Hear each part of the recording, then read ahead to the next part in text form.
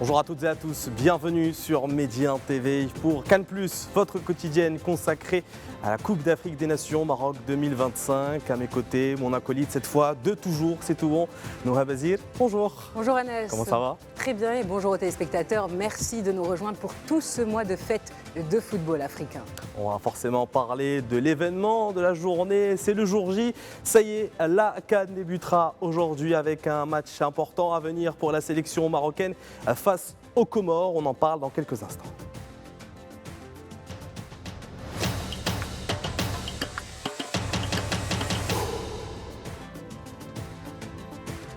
Et pour parler évidemment de ce match, Noura est avec moi. On aura un invité journaliste sportif pour RFM, Cheikh Tidiane Diagne. Bonjour, merci d'avoir accepté notre invitation. Bonjour à vous Anaïs, bonjour à vous madame et bonjour à tous.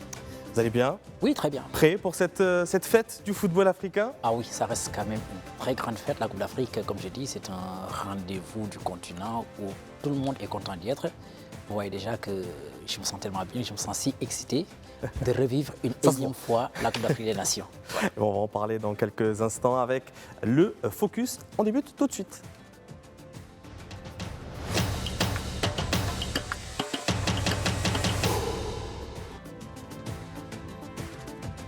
Noura, vous attendez ce match, j'imagine? Ah oui, avec grande impatience. Vraiment, on attend beaucoup de ce match, beaucoup de ce groupe A, beaucoup de ce football africain, beaucoup de cette Cannes.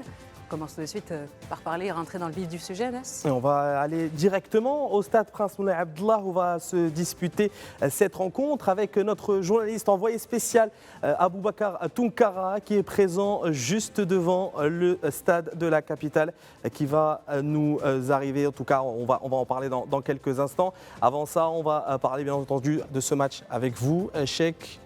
Qu'est-ce que vous attendez de cette Cannes en général? Avant de rentrer dans le vif du sujet avec ce match, on va en parler dans la deuxième partie. Mais cette Cannes, est-ce qu'il y a cette excitation autour de cette compétition continentale selon vous?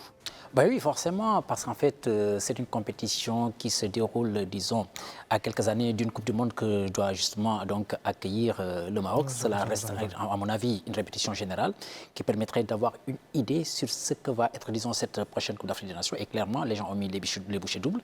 Nous, on a eu l'opportunité, moi personnellement, de vivre plusieurs Coupes d'Afrique des Nations un peu partout.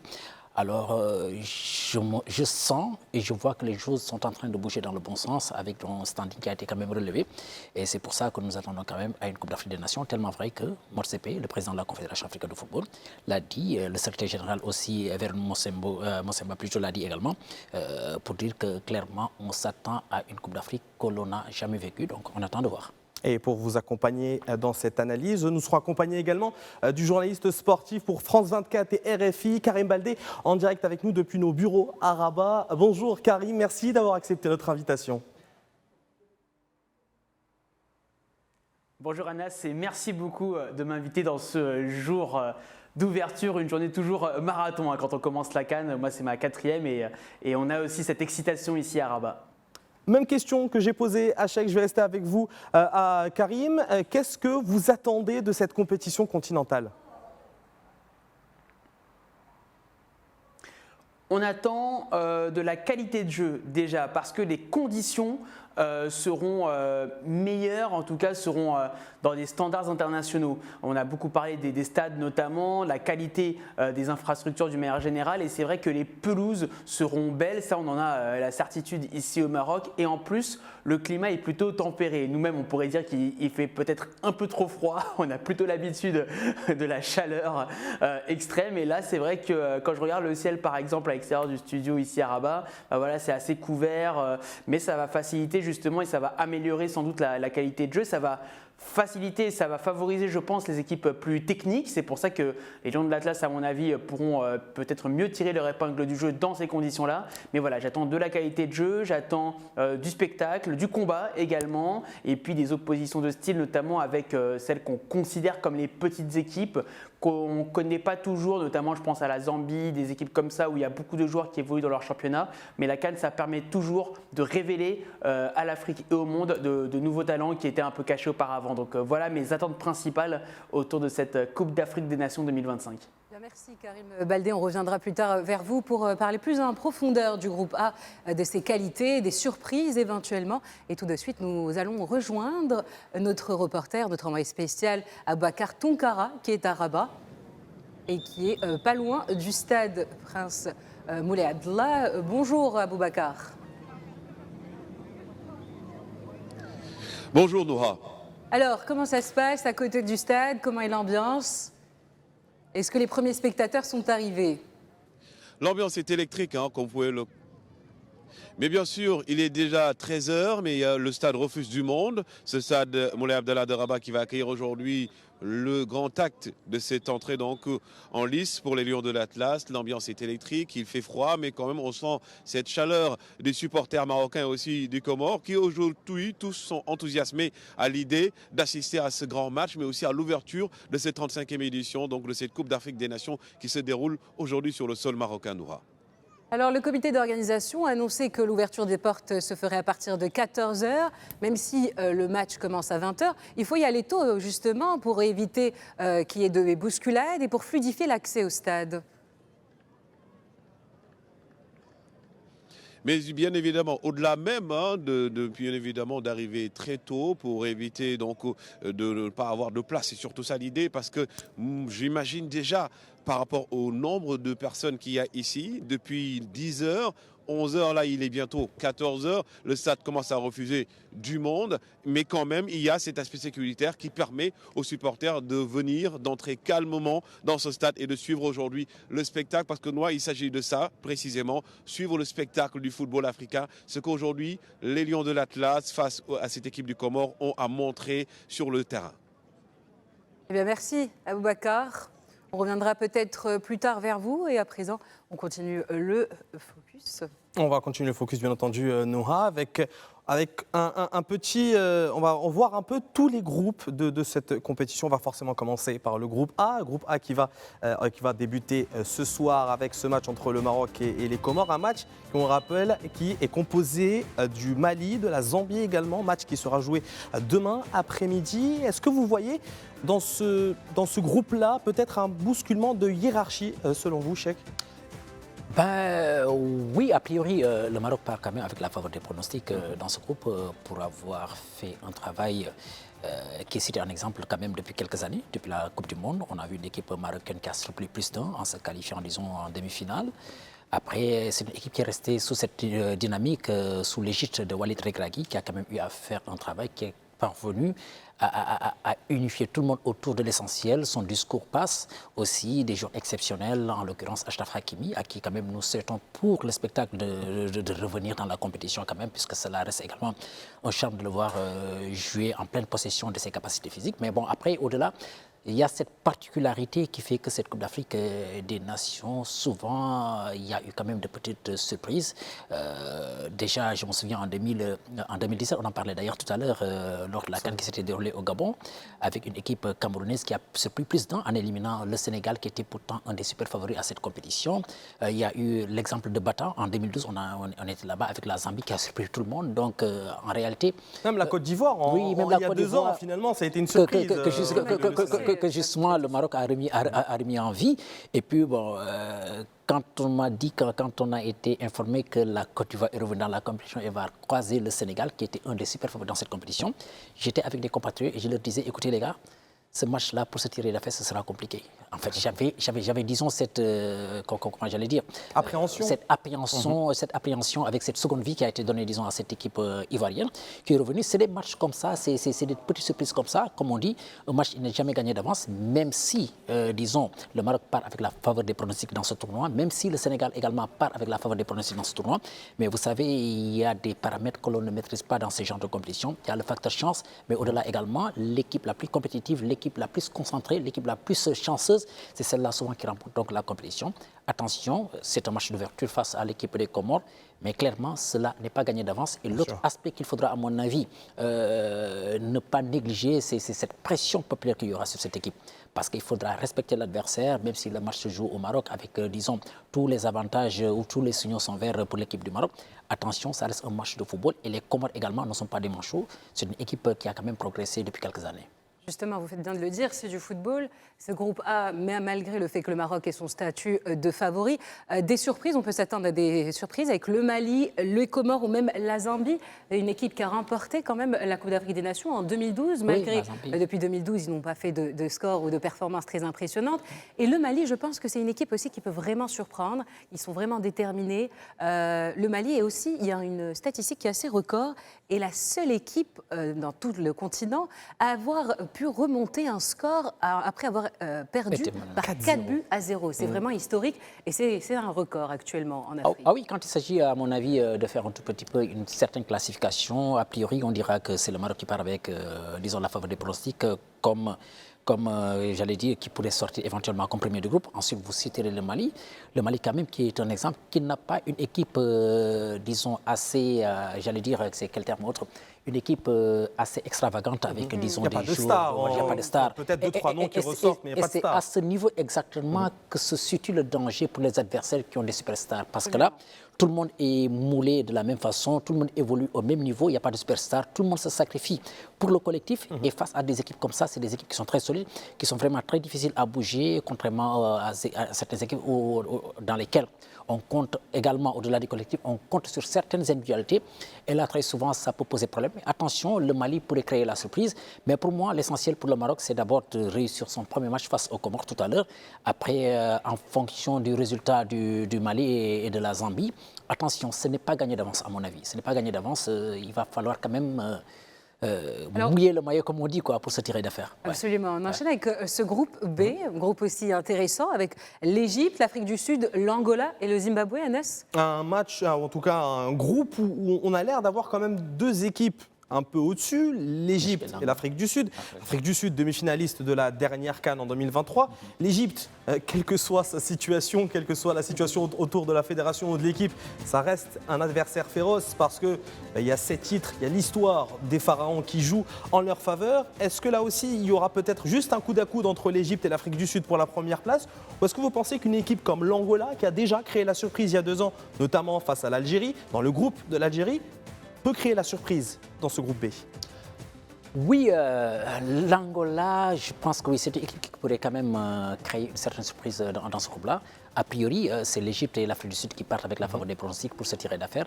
Mais vous le savez, c'est un tournoi également où une bonne 3e place pourrait vous permettre également d'être repêché pour jouer donc, le 2e tour, comme on dit, avec les matchs couperés qu'on attend à partir des 8e de finale et autres. Bon, après, l'Égypte, clairement, pour son histoire, pour son vécu, pour son expérience, pour ses joueurs, en l'occurrence Salah ou alors le portier, comment il s'appelle, El Shenaoui, entre autres, qui sont quand même des mastodontes du football africain, qui sont rompus à la tâche, qui sont quand même, qui ont une certaine maîtrise, en tout cas, de la compétition qui est la Coupe d'Afrique des Nations. Après, on verra l'équipe sud-africaine, qui est une équipe, à mon avis, beaucoup plus homogène, avec des joueurs qui ne sont pas, qui évoluent tous également au même niveau, qui évoluent pour la plupart dans le championnat local, entre ces grands clubs sud-africains. Donc, ce qui veut dire que c'est des gens qui se comment et il y a une certaine, comment je vais dire, un mix. Voilà, c'est un mix qui est là, qui permet véritablement d'évoluer, de se battre et de même par moments souffrir sans rompre. C'est des équipes qui peuvent le faire. Après, comme je dis, l'Angola, imprévisible dans ce groupe-là, qui pourrait éventuellement également créer quelques problèmes à ces deux équipes que sont l'Égypte et l'Afrique du Sud, qui, à mon avis, devrait passer dans ce groupe. Et comme on dit, on n'est jamais trop sûr de rien, mais en football, il faut forcément des favoris et des outsiders. Mais seule la vérité du terrain permettrait, à mon avis, de confirmer ce statut. Vous avez parlé justement de ces équipes-là qui sont composées principalement de joueurs de championnats locaux. Eh bien, on retrouve ce constat-là pour les 4 équipes. Égypte, Afrique du Sud, Angola, Zimbabwe. Je vais me tourner vers Karim. Est-ce que ce constat-là d'avoir des joueurs dans les championnats locaux, c'est un avantage ou un inconvénient, surtout quand on sait que de grosses sélections viennent avec des stars européennes dans cette compétition? Pour moi, c'est souvent un avantage parce que comme ces joueurs-là se rencontrent ou jouent ensemble toute l'année, eh bien, ça permet de construire des groupes où les automatismes sont beaucoup plus présents et beaucoup plus visibles dès le début de la compétition.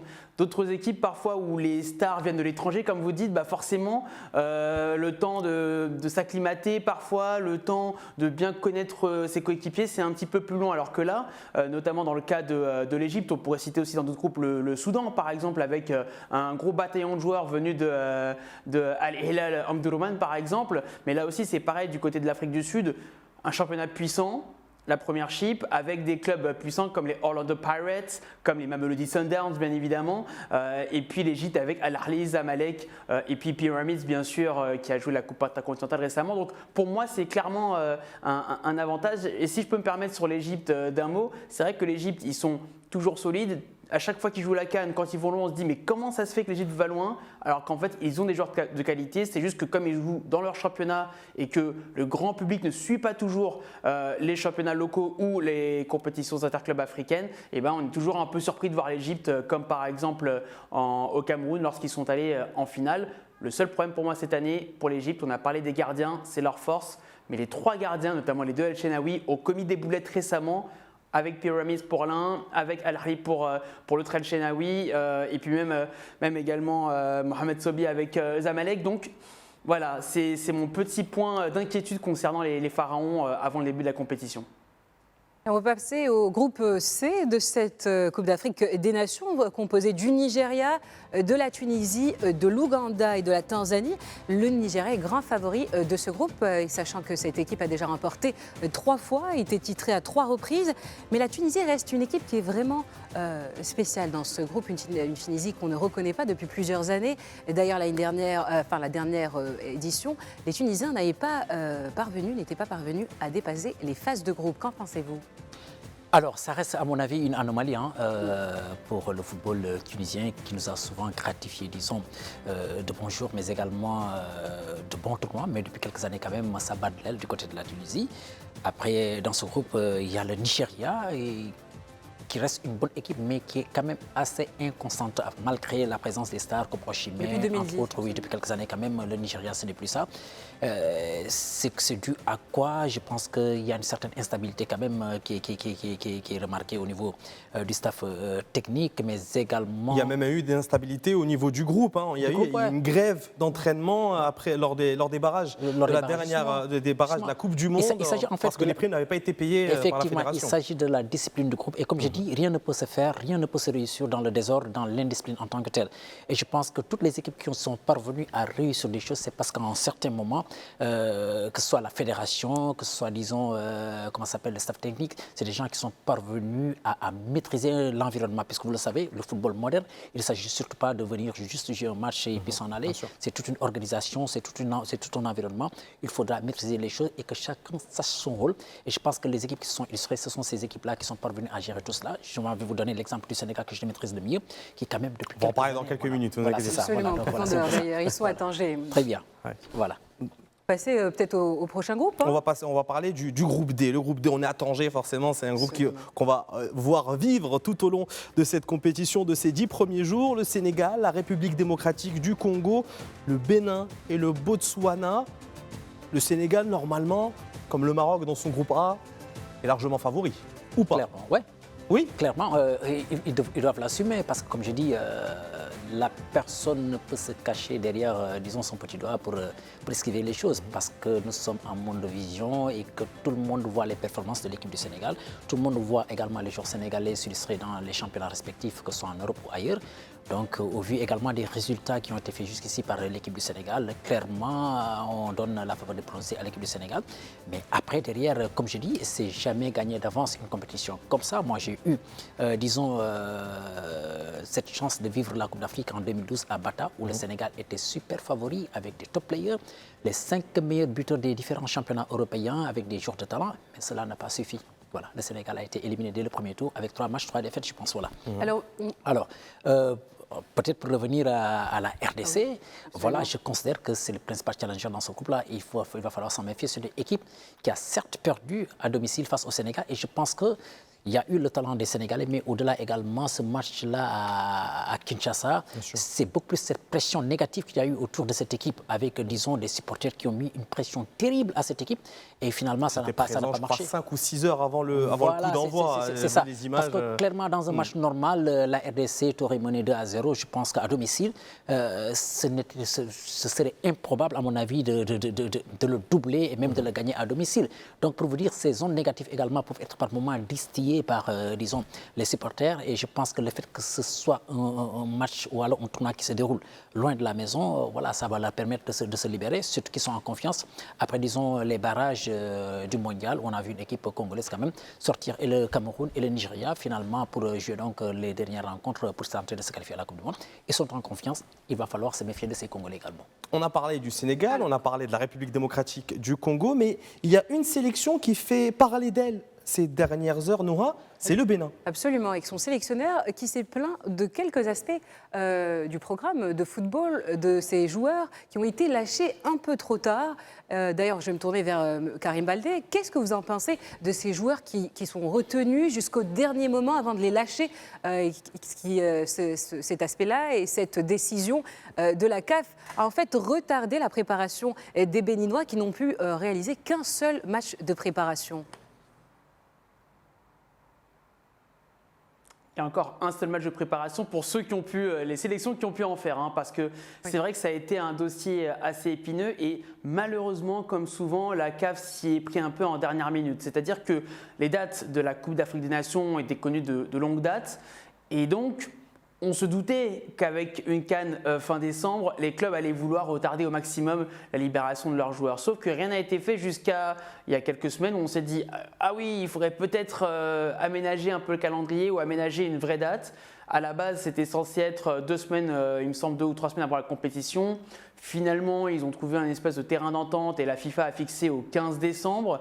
Et on a vu que même après le 15 décembre, certains joueurs, on pense à Ibrahim Baye par exemple, l'attaquant sénégalais du Paris Saint-Germain qui était à la Coupe intercontinentale. On pense à Noah Sidiki qui se retrouve justement pour les RDC mais qui se retrouve toujours, qui est toujours à Sunderland, ou Habib Diarra également, toujours à Sunderland. Bref, il y a à la fois un manque de volonté des clubs, mais les clubs défendent leurs intérêts. Donc eux, ils se disent, nous, on paye les joueurs. Donc pourquoi on devrait les libérer puisque la CAN ne se trouve pas dans des dates FIFA. C'est-à-dire que les clubs n'ont pas l'obligation techniquement de les libérer aussitôt que ça. Certains font l'effort et d'ailleurs Walid Regragui en conférence de presse hier a salué par exemple des clubs comme Fenerbahçe ou le Betis Séville qui eux n'ont pas hésité à lâcher leurs joueurs plus tôt pour leur permettre d'aller plus rapidement en sélection et il les a salués hier en conférence de presse. Pour d'autres, malheureusement, ça a été beaucoup plus compliqué et je pense qu'à terme, va falloir que les dates soient fixées bien en amont pour que tout le monde s'adapte et que les clubs aussi n'aient plus l'excuse de découvrir ou de faire semblant de découvrir l'existence de la CAN à chaque fois juste avant le début de la compétition. Alors qu'en est-il pour les Marocains? Le sélectionneur national Walid Regragui s'est également exprimé sur le fait de lâcher ou de relâcher plutôt les joueurs jusqu'au dernier moment. Je vous propose de regarder ce petit clip de sa conférence.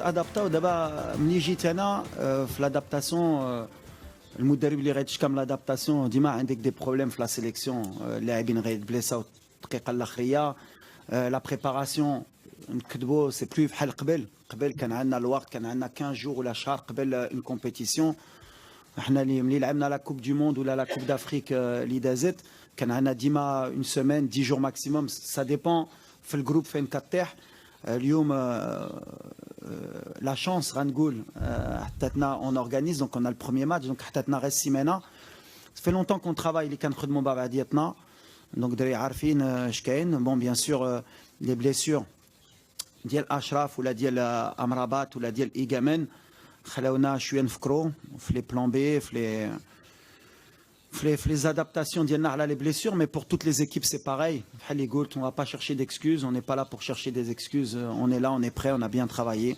خدمنا مزيان واي واحد اللي غيدخل موجود باش يدخل وعرف la responsabilité اللي عنده.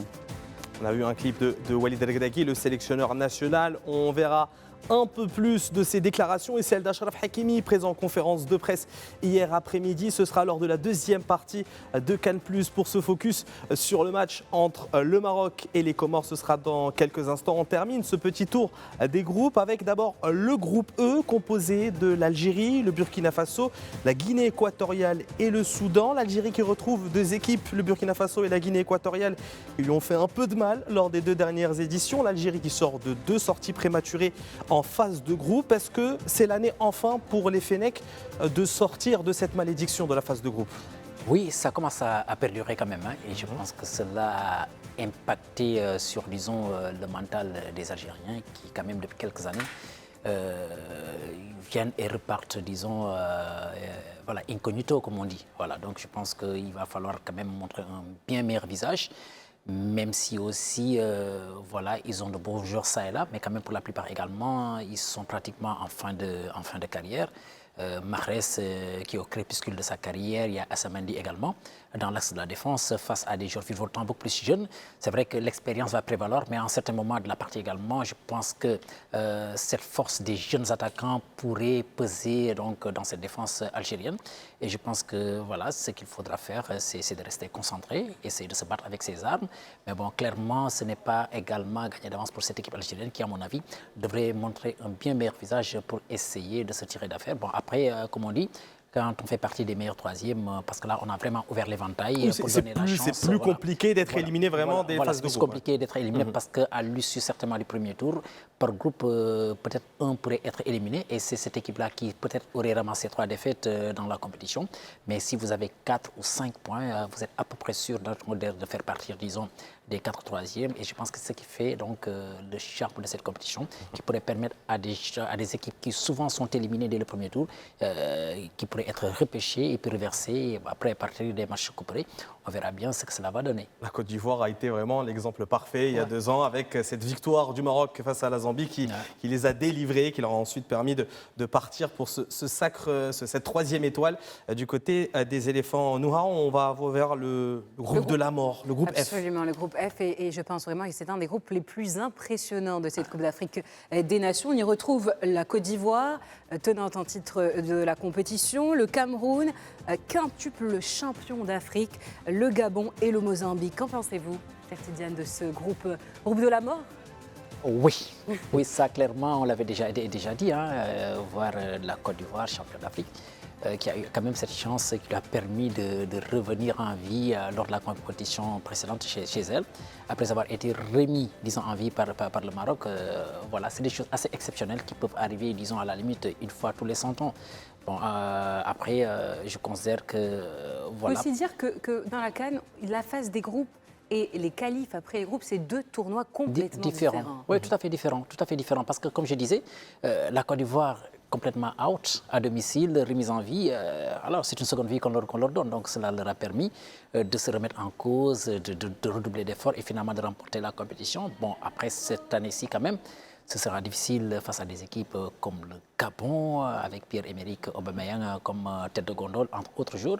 Voilà, ce ne sera pas facile. Il va falloir montrer un bien meilleur visage. Et puis l'autre match face aux cousins camerounais, là, franchement, voilà. Avec ce match, le chaos qu'il y a autour de la fédération et de la sélection. Bon, après, ça peut être un mal pour du bien quand même. Moi, je considère que cette équipe du Cameroun, c'est vrai, a nagé dans des difficultés depuis quelques années quand même, du fait d'une dissension qu'il y a entre la fédération incarnée par Samuel Eto'o et Moïse Kembi, au-delà même du sélectionneur Moïse Kembi. Bon, en fait, voilà, c'est une bataille interposée entre le ministère des Sports camerounais et Samuel Eto'o. Et puis, Marc Brice était un tout petit peu l'intermédiaire recruté par le ministère.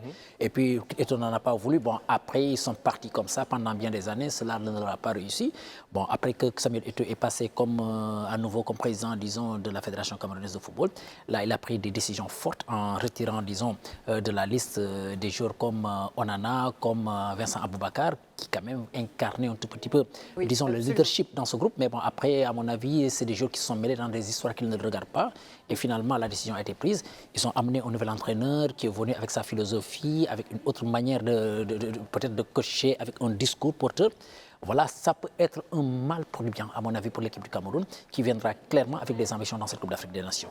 Absolument, oui. On espère pour cette équipe du Cameroun qu'ils iront au-delà de la politique autour du football, mais surtout donner toutes les chances aux joueurs camerounais de briller, mais aussi de faire avancer leur sélection nationale, de pouvoir participer à lors de sélections. Il y a des joueurs qui n'ont pas été sélectionnés, malheureusement. Ce sont des vétérans du Cameroun, l'équipe nationale. Ce sont des joueurs qui font leurs preuves à chaque année, qui sont vraiment décisifs, Anas. Exactement. On va voir en tout cas comment cette équipe camerounaise va se comporter dans cette Coupe d'Afrique des Nations. Un mal pour un bien, on le verra tout au long de cette semaine. Donc c'est la fin de cette première partie de Cannes+.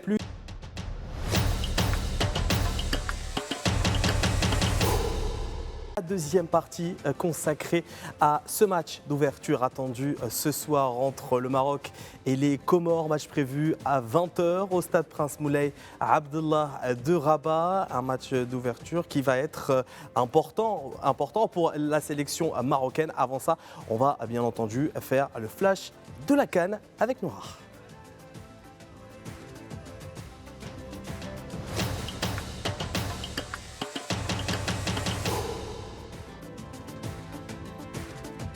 Merci de nous rejoindre sur Cannes+. Tout de suite, le flash de la CAN. Et sachez que la cérémonie ce soir se tiendra à 18h30 au stade Prince Moulay Abdallah de Rabat. Et pour le coup d'envoi de cette CAN, le Maroc affrontera à 20h les Comores. Le comité d'organisation annonce que les portes du stade ouvriront dès 14h afin de faciliter et fluidifier l'accès. Les spectateurs doivent présenter un billet valide accompagné obligatoirement d'un Fan ID disponible via l'application Yalla pour assurer le bon déroulement de la compétition. 15 000 volontaires et 5 000 stadiers seront mobilisés. Révolution à la Confédération africaine de football. La CAN aura lieu tous les 4 ans à partir de 2028. De passage en conférence de presse ce samedi, la veille du match d'ouverture de la CAN, qui aura lieu du 21 décembre au 18 janvier pour le rappeler. Patrice Motsepe a annoncé que la CAN aura lieu tous les 4 ans désormais à partir de l'édition 2028. Celle de 2027 est maintenue en l'état. En parallèle, le président de la CAF a fait part du lancement de la Ligue des Nations africaines très prochainement avec des joueurs évoluant en Europe. Et sachez que pour suivre tous les matchs de la CAN, 8 fan zones officielles ont été mises en place. À Rabat, les étudiants et lauréats internationaux de l'Agence marocaine de coopération internationale ont également leur fan zone, inaugurée par le chef de la diplomatie marocaine, Nasser Bourita, le président de la Fédération royale marocaine de football, Fawzi El Rja, et le président de la CAF, Patrice Motsepe. Une fan zone de 5000 mètres carrés mise en place sur le site de la Cité universitaire internationale de Rabat. C'était l'essentiel de cette synthèse d'actualité de la CAN, Anas. On va continuer, on va rentrer un peu plus dans le vif du sujet avec la rencontre de ce soir. On va parler bien sûr de ce match entre le Maroc et les Comores. Je vais me tourner vers Karim Baldé depuis Rabat, depuis nos bureaux à Rabat pour parler de cette rencontre. Je ne vais pas vous poser la question de est-ce que le Maroc est grand favori. Je vais vous dire comment le Maroc va devoir gérer cette rencontre parce qu'il sait que face à une équipe qui va jouer peut-être défensive, ça va être compliqué d'offrir du spectacle à ses supporters. C'est vrai, et il y a plusieurs paramètres à prendre en compte pour les Lions de l'Atlas. Tout d'abord, la gestion des émotions, parce que cela fait tellement de semaines, de mois que tout le pays attend cette Coupe d'Afrique des Nations. Et quand on arrive au match d'ouverture, c'est pas le moment où on perd la compétition, mais c'est le moment où toute cette pression peut-être se ressent le plus. Une fois qu'on rentre dans la compétition, là après il y a un certain flow on va dire et la dynamique est là. Mais ce match d'ouverture est très important du point de vue émotionnel. D'ailleurs le capitaine Achraf Hakimi en a parlé hier en conférence de presse. C'est peut-être là l'une des clés de la rencontre, au-delà même des qualités footballistiques. Après, c'est vrai, vous avez raison Anas de parler de l'aspect défensif des Comores et je prendrai en exemple le match Comores-Tunisie lors des éliminatoires de la CAN où les Comoriens ont défendu de manière admirable pendant plus d'une période avant ensuite de marquer sur leurs 2 ou 3 petites opportunités avec un très bon jeu de transition. Donc c'est là où les Marocains devront se méfier à mon avis, surtout si le score reste bloqué pendant une partie de la rencontre avec toute cette attente, le public, le stade plein, etc. Finalement, peut-être que les hommes de Walid Regragui pourraient prendre exemple sur ce qu'ont fait l'équipe, les joueurs marocains présents à la Coupe arabe, parce qu'on a vu dans ce match fou face à la Jordanie qu'il y a des moments où ça aurait pu basculer du mauvais côté et ils ont su rester calmes dans leur tête, ils ont su rester sereins, rester dans leur plan de jeu pour ensuite renverser la Jordanie, notamment en fin de match avec cette égalisation à la 89e minute. Donc moi je mettrais plus l'accent sur le côté émotionnel, c'est là le piège numéro 1 à mon avis pour les Marocains, et peut-être aussi chez des jeunes joueurs qui n'ont pas forcément l'habitude de la CAN, de ne pas se laisser trop emporter par les émotions également au coup d'envoi. Mais sur ça quand même il y a pas mal de joueurs d'expérience maintenant au Maroc, on pense à Yacine Bono, on pense même à Naïf Aguerd, on peut penser à Romain Saïs et d'autres, donc ça de ce côté là je ne me fais pas trop de soucis. Pour parler d'une autre équipe de l'adversaire du Maroc, les Comores, qui en sont à leur deuxième participation. Mais il faut dire que les Comores se jouent vraiment sans aucune pression ce soir. Ils ont même, c'est l'occasion pour eux d'afficher et de réaliser des résultats historiques. Bien sûr, c'est vrai que moi qui suis comorien, et donc ça fait plaisir de voir les Comores jouer encore plus un match d'ouverture ici au Maroc, je peux vous dire qu'il y a 10 ou 15 ans, on ne parlait pas du tout des Comores en termes de football. Donc c'est dire à quel point on vient de très très loin. La fédération a été affiliée à la FIFA depuis une vingtaine d'années seulement. Donc on parle vraiment d'un football très récent, très jeune. Et avec ce parcours déjà lors de la CAN au Cameroun, ça a permis au reste de l'Afrique de placer les Comores sur la carte, tout simplement. Je rappelle d'ailleurs que les Comores, c'est un archipel de l'océan Indien entre Madagascar et la côte tanzanienne. Je me permets cette petite précision géographique. Mais c'est vous dire à quel point ce parcours au Cameroun a mis la lumière sur les Comores et de se dire que c'est possible non seulement de se qualifier pour une phase finale, mais en plus de passer la phase de poule, surtout avec ce système des 4 meilleurs troisièmes qualifiés. Là maintenant, les Comores reviennent à la CAN avec pas mal de confiance. Ils ont fait un très bon parcours dans les éliminatoires. Je parlais notamment des victoires face à la Tunisie et ça c'est pas rien, c'est quand même un exploit, notamment le match qui s'était disputé du côté de Rades. Et puis il n'y a aucune pression sur les joueurs de Stefano Cousine. Stefano Cousine qui est arrivé après l'époque d'Amir Abdou, qui avait bâti clairement cette équipe pendant de nombreuses années, avec son adjoint Younes Zerdou qui avait repris la relève. Ça s'était pas hyper bien passé et là donc Stefano Cousine qui est arrivé, on ne savait pas trop à quoi s'attendre et il a quand même trouvé la bonne formule de la proximité avec les joueurs et en même temps un cadre tactique assez clair pour permettre à tout le monde de se sentir bien, que ce soit les plus anciens comme Youssouf N'Djangama qui était en conférence de presse hier, c'est lui qui avait marqué le coup franc face au Cameroun lors du 8e de finale et les plus jeunes également qui sont arrivés au fur et à mesure dans cette sélection au cours des dernières années, cette sélection des Sélacantes. La seule petite pression, c'est que le président comorien Azali Assoumani est venu à l'entraînement hier et donc il sera bien évidemment présent en tribune. C'est dire l'importance que revêt ce match pour tout l'archipel. On l'a vu en plus donner des déclarations en marge des séances d'entraînement des Sélacantes hier soir. D'ailleurs, il y a eu également hier soir la conférence de presse de Walid Regragui. On va revenir dessus pour revenir également pour parler de la sélection marocaine. Il a parlé justement de cette sélection des Comores et de comment le Maroc va adapter son jeu pour réussir à trouver la faille dans le bloc comorien. Je vous laisse l'écouter.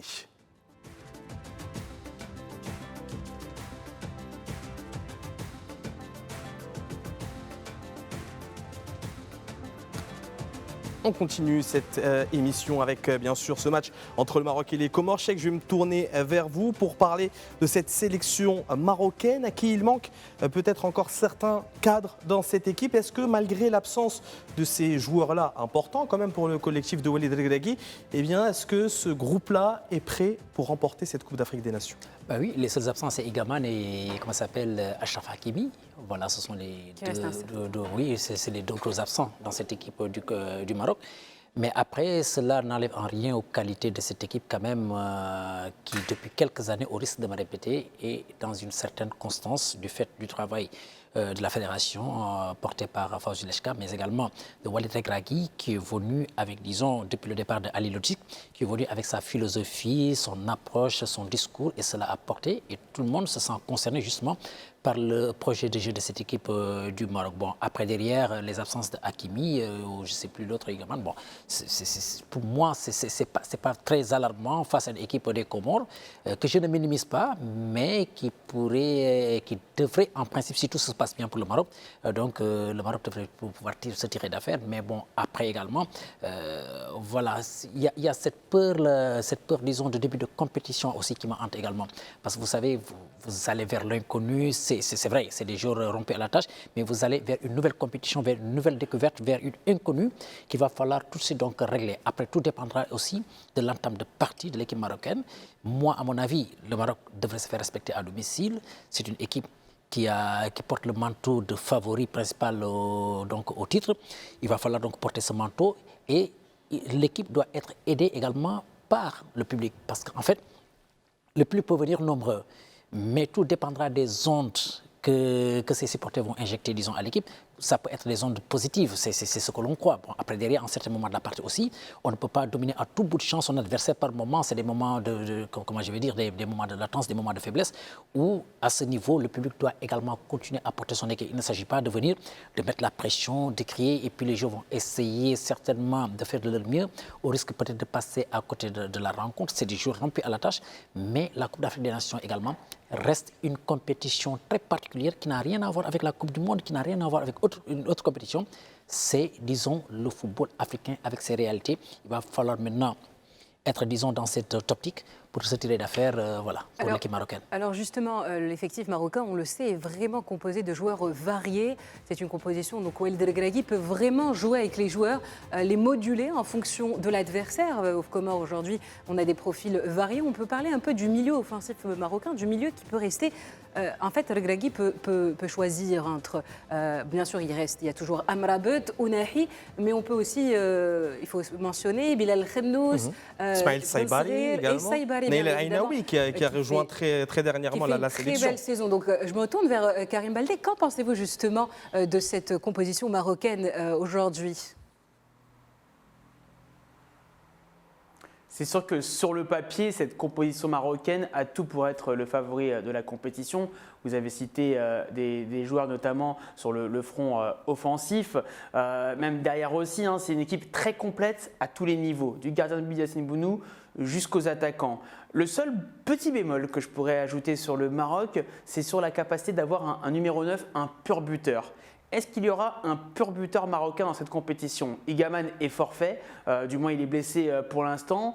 Il a fait un très gros début de saison avec Lille, enchaînant les buts alors qu'il n'avait qu'un statut de remplaçant. Est-ce que ce sera El Nesseri par exemple, ou est-ce que ce sera quelqu'un d'autre, un autre joueur qui pourrait émerger pour ensuite devenir cette machine à marquer, ou Brahim Diaz également, le joueur du Real Madrid ?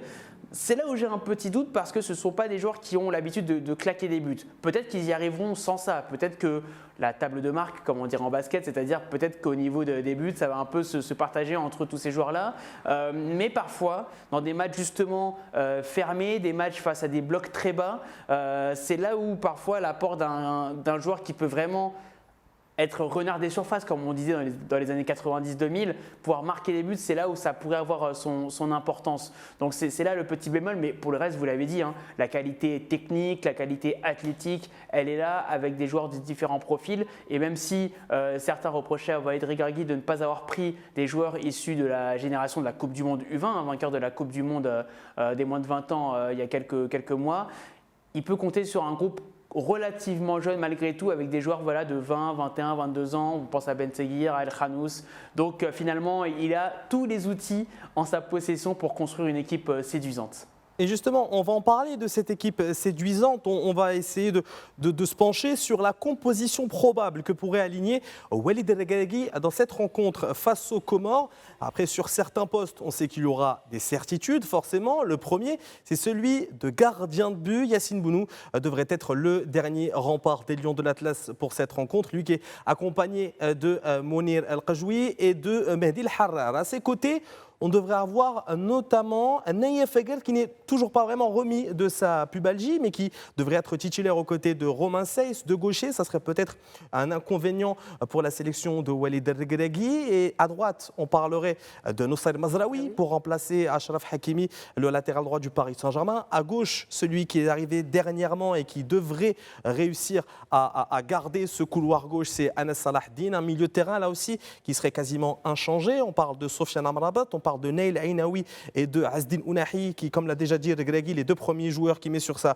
feuille de match, c'est Ounahi et Hakimi. Et au niveau de l'attaque, on parlera plutôt d'un Ayoub El Kaabi qui aura peut-être ce profil un peu plus laboureur, travailleur pour mettre la pression sur les Comoriens. Il sera accompagné de Brahim Diaz et de Abdsamad Zelzouli. Il nous reste quelques instants dans cette émission. Je vais en profiter d'abord pour nous demander, en tout cas demander également à la rédaction de Midi 1 TV, quels sont les pronos. Et Noura, vous avez fait un petit tour dans la rédaction de Midi 1 TV. Absolument, hier, j'ai fait un tour dans la rédaction et j'ai recueilli les pronostics de plusieurs de mes collègues et je vous propose de les regarder. Le Maroc affronte demain pour le coup d'envoi de la Coupe d'Afrique des Nations les Comores et tout de suite je vais recueillir les pronostics de mes collègues. Mohamed, qu'en penses-tu? 4-0. 4-0? 4-0. Je dirais 3-0 pour le Maroc. 4-0 pour le Maroc. 3-0 pour le Maroc. Je vais dire 2-0 pour le Maroc. Allez, un doublé d'El Kaabi. On va aller sur une réponse réaliste 2-1. Et moi, je pense 2-0 pour le Maroc. 3-0 pour le Maroc. 3-0 pour le Maroc. Comme vous le voyez, Anas, la plupart annoncent 3-0, 4-0 pour le Maroc, certains 2-1 avec une réponse un peu plus réaliste. Alors à présent, quels sont vos pronostics, vous, Anas? Et Cher Tiad, qu'est-ce que vous en pensez? Je vais laisser Cher d'abord et ensuite on donnera. Alors, je ne vais pas me mouiller en donnant, disons, le score en tant que tel, parce que j'ai entendu des collègues dire 2-3-0, 4-0. Bon, c'est beaucoup plus cette fibre patriotique qui fait que par moment aussi on est porté par cette confiance. Bon, après, moi, sur le principe, je donne la faveur des pronostics à l'équipe du Maroc qui, à mon avis, devrait gagner cette rencontre-là sans trop de difficultés. Bon, après, pour le score, quand même... Il faut se mouiller, Chagal, on y va. On s'est mouillé hier. Noura a donné 2-1, j'ai donné 2-0. Et il faut recueillir aussi le pronostic de Karim Baldé. Je donne alors au moins 2 buts d'écart. 2 buts d'écart. Ouais. 3-1 ou 2-0? 3-1 ou 2-0, ouais, quelque chose comme ça. Oh, allez, on va couper la poire en deux, on va dire 2,5 contre 0,05. On va voir qu'en pense Karim Baldé.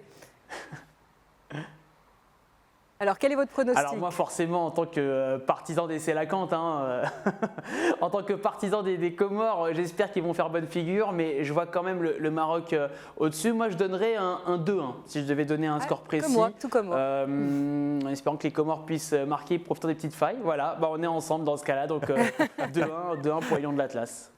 En tout cas, on espère une victoire des Lions de l'Atlas. En tout cas, de notre côté, Karim Baldé ne sera peut-être pas de notre avis, même s'il a pronostiqué la victoire des Marocains. En tout cas, merci beaucoup Karim Baldé d'avoir été présent avec nous. Je rappelle que vous êtes journaliste sportif pour France 24 et RFI. Merci d'avoir été présent à nos côtés. Je remercie également Cheikh Tidiane Diagne d'avoir été présent avec nous, journaliste sportif pour RFM. Noura, c'est la fin de cette émission. Absolument, et on donne rendez-vous. Absolument, on se retrouve quand même demain et tous les jours à partir de 13h30 sur les antennes de Média 1.